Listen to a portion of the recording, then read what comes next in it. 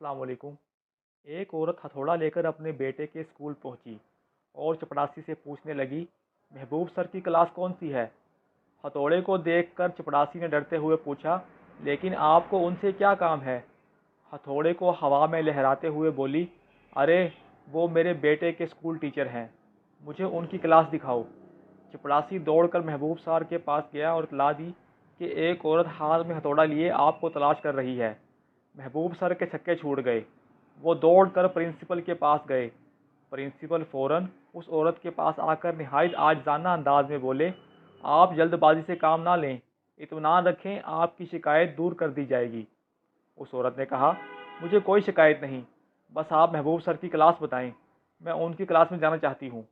Principal ने कहा, लेकिन आपको उनसे क्या काम है और आप वहाँ क्यों जाना चाहती हैं? उस औरत ने कहा, क्योंकि मुझे वहाँ उस बेंच की कील ठोकनी है जिस पर मेरा बेटा बैठता है। कल वो तीसरी बार पैंट फाड़ कर आया है।